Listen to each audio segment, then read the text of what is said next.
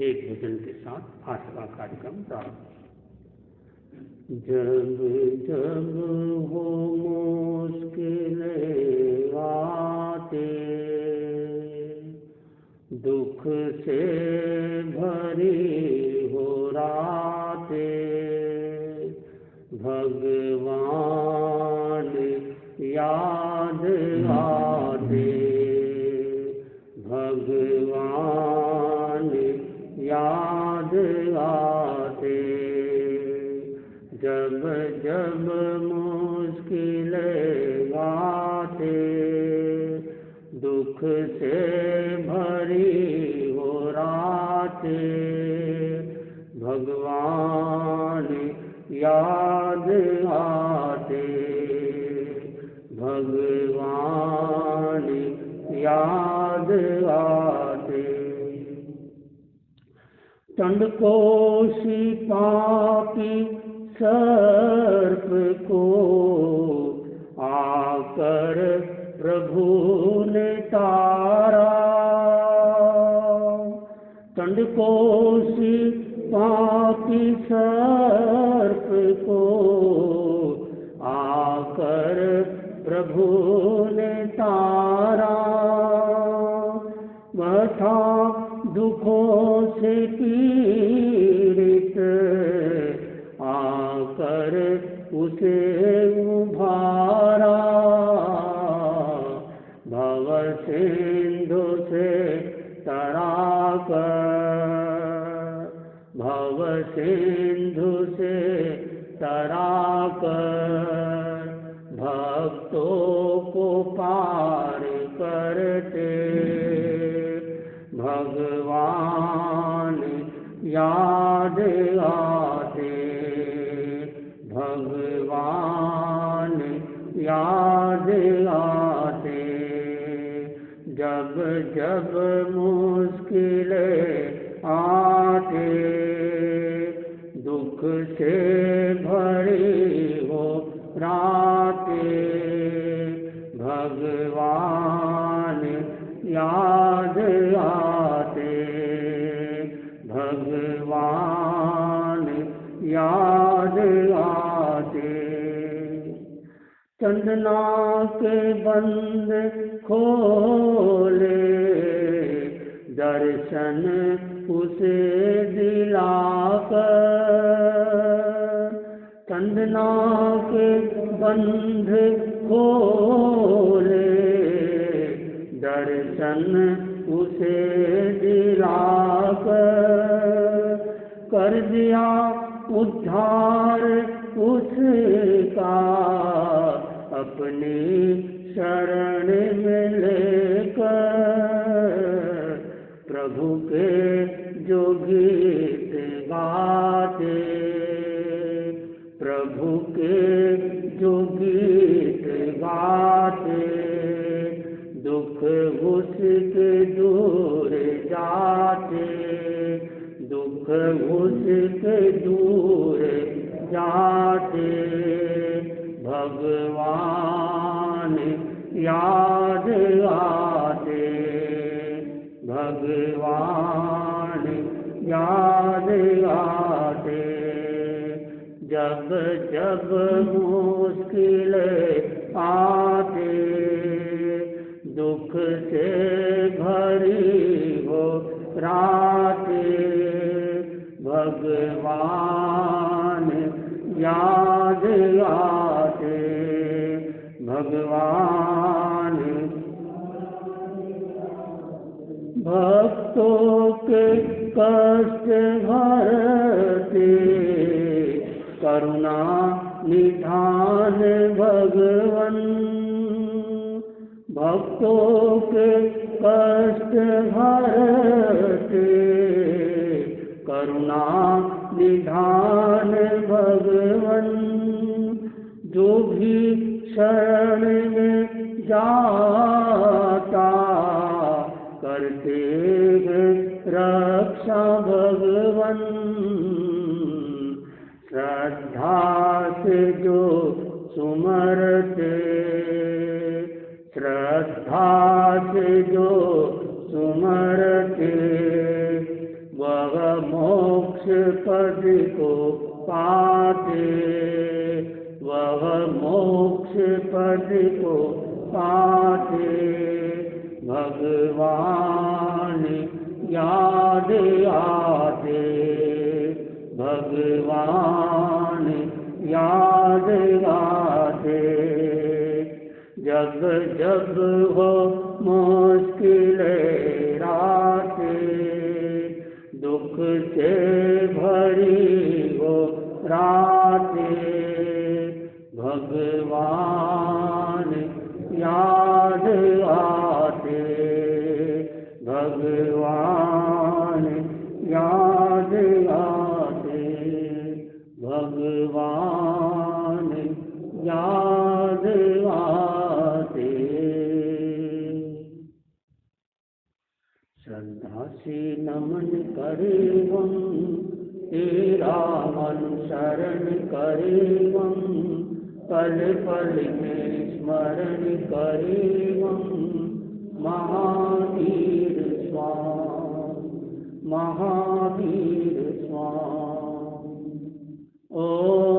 ओंकार बिंदु संयुक्तं नित्यं ध्यायन्ति योगिनः, कामदं मोक्षदं चैव। ओंकाराय नमो नमः, ओंकाराय नमो नमः। परम आराध्य के पावन चरणों में वंदन। अत्य विराजित मुनिवृंद, धर्म प्रेमी भाइयों और बहनों, जैन दर्शन में विश्वास करने वाला व्यक्ति 5 तत्वों को मानता है। पंच समवाय, काल, कर्म, स्वभाव, पुरुषार्थ और नियति। किसी भी कार्य की निष्पत्ति के लिए इन 5 तत्वों का होना अत्यंत अनिवार्य है। एक तत्व भी कम होता है, काम पूर्ण सफल नहीं होता। काल का भी अपना मूल्य है। जैन दर्शन इन सभी बातों में विश्वास करता है, मानता है, लेकिन ये भी कहता है कि काल कुछ है, सब कुछ नहीं। स्वभाव कुछ है, सब कुछ नहीं। पुरुषार्थ कुछ है, सब कुछ नहीं। कर्म कुछ है, सब कुछ नहीं। नियति कुछ है, सब कुछ नहीं। यानी हम एकांतवादी नहीं है। यदि एक ही को मान लेंगे कि कर्म ही सब कुछ है, तो हम एकांतवादी बन जाएंगे। जैन दर्शन एकांतवादी नहीं, अनेकांतवादी। इसके एक नहीं अनेक अंत है।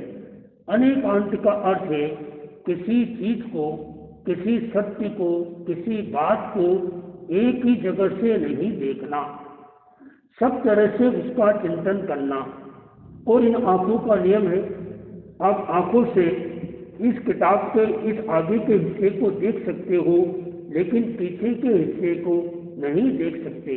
पीछे के हिस्से को जब देखते हो तो आगे को नहीं देखते। तो हमारी इन आंखों की सीमा है, इन इंद्रियों की सीमा है। इंद्रियों से हटकर अतीन्द्रिय चेतना का जागरण करना होगा। जो चिंतन इंद्रिय चेतना के आधार पर होता है, वो चिंतन, वो निर्णय, वो क्रियान्विति सही नहीं होगी। जो चिंतन, जो निर्णय, जो क्रियान्विति अतीन्द्रिय चेतना के आधार पर होगा, वह चिंतन सही होगा। चिंतन सही होगा तो निर्णय सही होगा, निर्णय सही होगा तो क्रियान्विति भी सही होगी। तो मुख्य बात है कि हमें इन इंद्रियों की सीमा को समझना है, अतीन्द्रिय चेतना को जगाना है। और ये आज का दिन, ये काल का भी अपना मूल्य है। आज एक साथ बहुत सारे प्रसंग आ गए।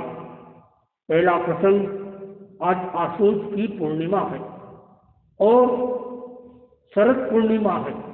यह ऐसी पूर्णिमा लगभग पिछले 150 साल के बाद ऐसा यह शरद पूर्णिमा आ रही है और लगभग 52 तरह के योग, शुभ योग उस समय साथ में आएंगे। और जो जितनी भी 12 राशि के लोग हैं उसमें से 6 राशि के लोगों को अत्यधिक लाभ मिलेगा। बाकी 6 राशि के जो लोग हैं उनको लाभ मिलेगा लेकिन कम मिलेगा। लाभ हानि चलती रहती सहज ही। तो यह पूर्णिमा का दिन और फिर आज पूर्णिमा के दिन होते हुए भी साथ साथ में चंद्र ग्रहण भी है।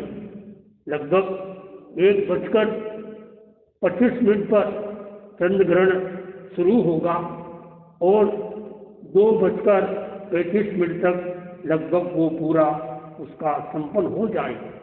उस दौरान जब ग्रहण लगता है तो ग्रहण के समय में कहते हैं चाहे सूर्य ग्रहण हो चाहे चंद्र ग्रहण हो, अपने देवी देवता के जो दरवाजे हैं उन दरवाजों को बंद रखना चाहिए। अपने घर में या उस समय अपने आसपास कोई धातु की चीज, चाकू, कैंची, ब्लेड आदि नहीं रखना चाहिए। पीने का पानी भी नहीं रखना चाहिए। बहुत सारी खाने पीने की चीज अपने पास में न हो। अच्छा हो उस दौरान हम अनुष्ठान करें या सोए रह जाए, कोई बात नहीं, लेकिन सोने से जो चंद्र ग्रहण का लाभ है वो लाभ नहीं मिलेगा। तो उस ग्रहण में आप बोलेंगे टाइम तो बहुत लेट है, क्या करें? उस समय आप चंद्र प्रभु स्वामी का जाप करें। जो अपने चंद्र प्रभु स्वामी तीर्थंकर हुए, 8वें तीर्थंकर, उनका गीत गाए या उनका जाप करें या फिर कैसेट यंत्र बनाए। और एक कैसेट यंत्र ऐसा है जिसे कभी भी बनाया जा सकता है। कैसेट यंत्र आप जानते होंगे वो, और आज 2 बार बनाना चाहिए। एक तो उस चंद्रमा की चांदनी में 3 काम करना है। कैसेट यंत्र बनाना है। जब भी आप कोई यंत्र बनाओ तो 25 उसके खाने हैं। तो खाने में 2 तरह की लाइन है, खड़ी लाइन और आड़ी लाइन। तो जो खड़ी लाइन होती है उसका नियम है उस खड़ी लाइन को कभी भी ऊपर से नीचे नहीं खींचना चाहिए। कई लोग स्वस्तिक बनाते हैं तो सबसे पहले लाइन ऊपर से नीचे खींचते हैं, फिर ऐसे करते हैं। ये दोनों गलत है। ऊपर से नीचे खींचना भी गलत है और इधर से इधर यानी लेफ्ट से राइट ले जाना, दोनों ये पूरा लाभ नहीं मिलेगा। स्वस्तिक बनाना हो तो पहले नीचे से ऊपर और फिर राइट से लेफ्ट, ऐसे लाइन 2 तरह की लाइन होती है। तो उसको ये बनाने का तरीका होता है। तो स्वस्तिक बनाना हो तो ऐसे बनाए। आपको ऐसे का यंत्र बनाना है, 25 खाने बनाना है तो लाइन खींचेंगे। पहले लाइन नीचे से आपने ऊपर खींच दी, 5-6 लाइन खींच दी, फिर इधर से लाइन खींच दी आप, इस तरह से ये 25 खाने हो।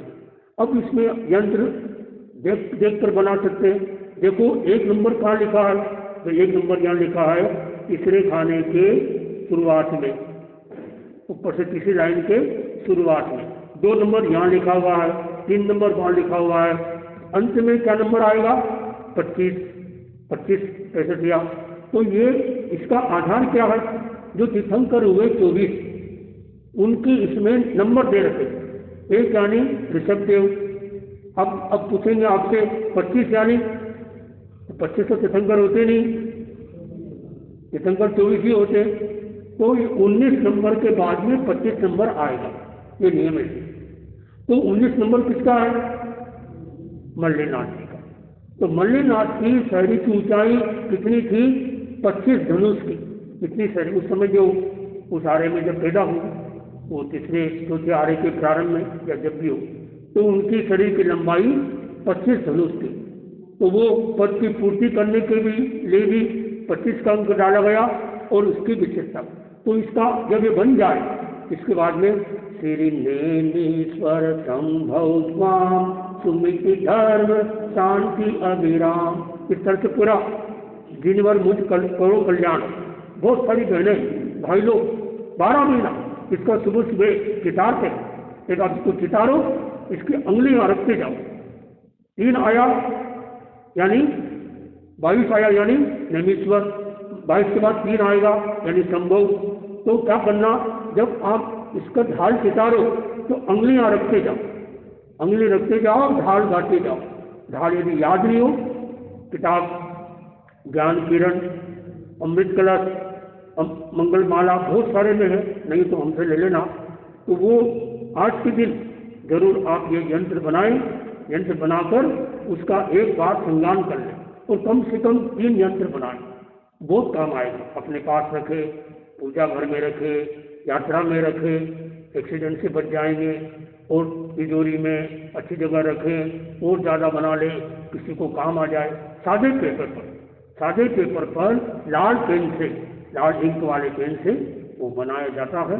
पहले खाना खेल बनाना, फिर ऊपर हेडिंग देना, श्री 65 यंत्र ये लिखकर, फिर वो नंबर जैसे करके पूरा बन जाए, फिर वो गीत गाना।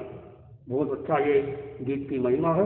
तो आज के दिन चंद्रमा को भी देखा जाता है, और चंद्रमा की चांदनी में सुई धागा यदि उसमें आपके पास में हो तो उसमें कोशिश की जाती है, क्या करना चाहिए, उस चंद्रमा की चांदनी में धागे को सुई में डालने की कोशिश करना चाहिए, वो बहुत काम करता है। और कोई मंत्र लिख लो, कोई भी मंत्र लिख लो, नुकार मंत्र लिख लो, ओम लिख लो, रीम लिख लो, श्रीम क्रीम, कोई भी मंत्र लिखते जाओ। एक पूरा पन्ना लिख लो लाल पेन से, रिम रिम रिम रिम रिम, श्रीम श्रीम, जो भी हो, इस तरह से वो यंत्र मंत्र लिखना, यंत्र बनाना, और इस तरह से चंद्रमा का ध्यान करना, और ये भावना संकल्प करना, चंद्रमा जितना शीतल है मेरा मन भी शीतल हो रहा है, मेरा मन भी शांत हो रहा है। हे चंद्र प्रभु स्वामी मेरा गुस्सा शांत करो। उसमें हाथ जोड़कर चंद्र प्रभु स्वामी को याद करते हुए ये संकल्प भावना करना कि हे चंद्र प्रभु स्वामी मेरा गुस्सा शांत करो, या मेरा गुस्सा शांत हो जाए, ऐसे संकल्प करना। फिर आज पूर्णिमा भी है और साथ में पक्षी भी है। पक्षी के दिन, आज के दिन प्रतिक्रमण करना, हम तो लोग तो रोजाना प्रतिक्रमण करते हैं, एक बार नहीं 2 बार करते, हमारा तो नियम है। आपका नियम नहीं हो कोई बात नहीं, तो आपके लिए सुविधा कर दी, 15 दिन में एक बार आप प्रतिक्रमण कर लो। प्रतिक्रमण किस चीज का, कोई आपसे पूछ ले प्रतिक्रमण किसका, तो आज तुलसी ने लिखा अतिक्रमण का प्रतिक्रमण। अतिक्रमण हो गया यानी हमारी साधना में कहीं रुकावट आ गई, तो प्रति का अर्थ है वापस, क्रमण यानी लौटना, वापस लौट जाना, विभाव से स्वभाव में आ जाना। जान में या अनजान में कोई गलती हो गई, दोष लग गया हो, प्रतिक्रमण के माध्यम से हल्के हो जाते।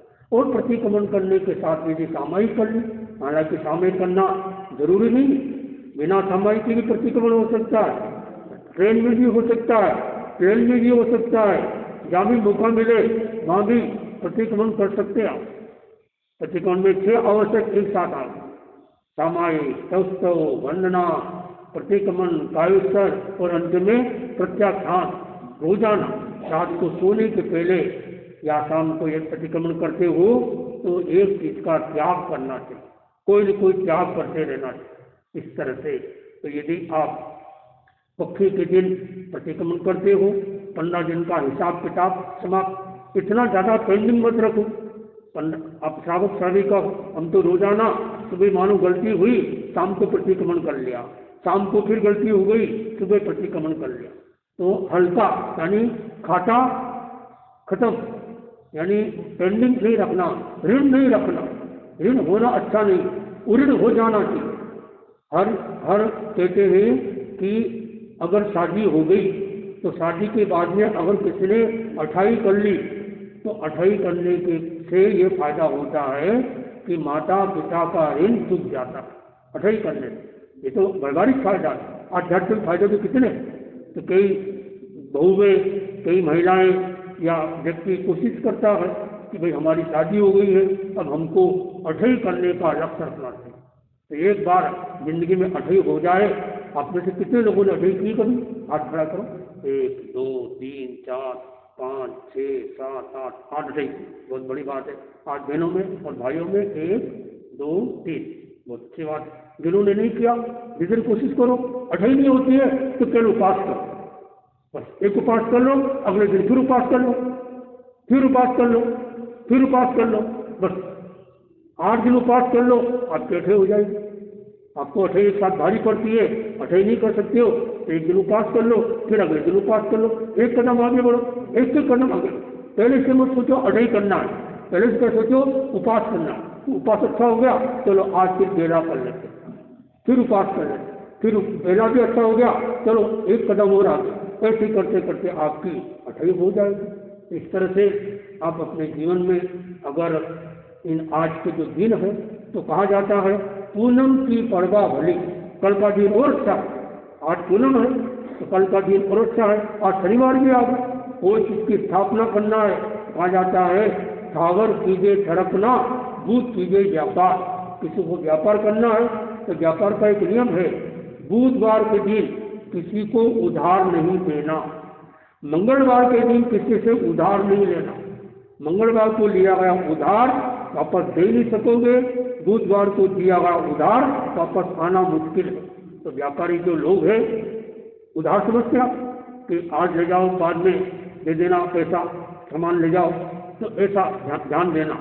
तो बुध कीजिए व्यापार और शनि कीजिए साफ। तो कोई चीज की आपको देखो 13 की विशेषता, और हमारा आचार्य श्री महात्मा जी ने बड़े सूझ बुझ कर सोच समझ कर शनिवार के दिन सामायिक रखे, क्योंकि शनिवार यानी कल क्या है, रविवार, कल निश्चिंत है, तो आज निश्चिंत होकर सामायिक कर। जैसे अगर संडे होता तो मन में रहता अरे कल सोमवार है, कल इतने काम है, कैसे सामायिक करूँ न करूँ, आदमी छोड़ देता है। तो एक ऐसा रोज के लिए नहीं कर सकते हो, तो शनिवार को सामायिक, और आप लोग को रोज करते हो। और चतुर्मास चल रहा है, अब चतुर्मास का कल से 1 महीना और बाकी रहा, तो ये पूनम की पड़वा भली, अमावस की बीज, अन पूछा को मुहूर्त भलो के तेरस के बीज। इस तरह से और भी संदर्भ में बहुत सारी बातें हमारे सिद्धे मुनि श्री प्रमोद कुमार संविधान पधार रहे हैं, आपको ये फरमाएंगे किस तरह से आप अपने जीवन में इन बातों को लाए।